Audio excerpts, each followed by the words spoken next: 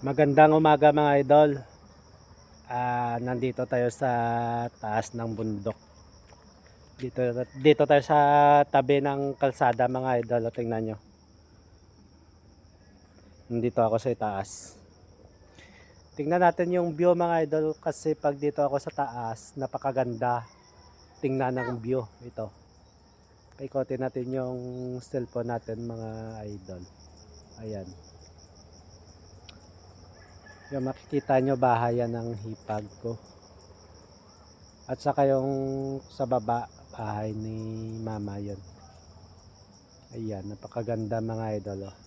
Pag dito ako sa taas mga idol, kita yung yung dagat sa City of Toledo. Ito mga idol. Oh.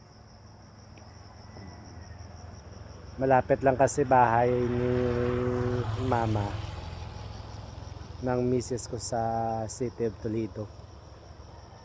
Sumasakay lang kami ng habal-habal mga ka-idol. 30 minutes ang biyahe, makarating na kami sa City of Toledo mga ka-idol. Yung dagat na makikita sa malayo mga idol, nandyan din yung Pantalan. Diyan kami sumasakay pag umuwi o pupunta kami dito magbakasyon sa Cebu. Diyan kami sumasakay papuntang Negros, San Carlos mga ka-idol. Ayan. Isang oras yung biyahe mga ka-idol ng barko patungong galing Toledo City papuntang San Carlos. Ayan. Napakaganda ng view.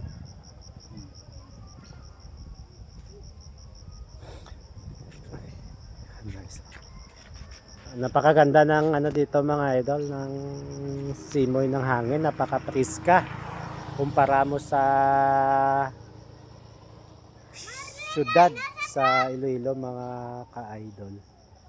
Ang sarap tumira sa probinsya mga idol, nakakagaan ng pakiramdam, walang masyadong pollution, walang radiation, at napakaganda ng mga pagkain dito. Fresh from the farm mga ka-idol, yung mga fruits, lahat napakasarap na dito ka nakatira sa probinsya. Ang advantage sa probinsya mga ka-idol, pag tumira kayong maganda yung ano tawag doon, yung lugar ba, yung lugar at saka yung hangin.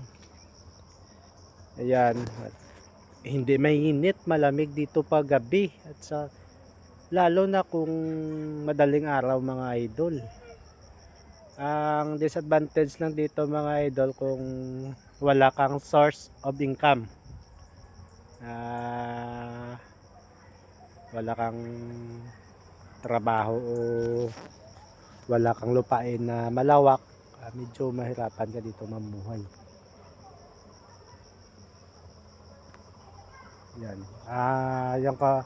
Ang pinagkaiba sa syudad mga ka-idol, kung doon ka sa bayan tumira, madali mo kitain ng pera basta masipag ka lang.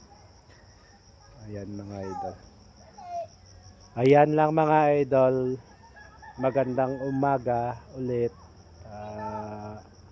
Advance Happy New Year. Bye. Bye bye bye.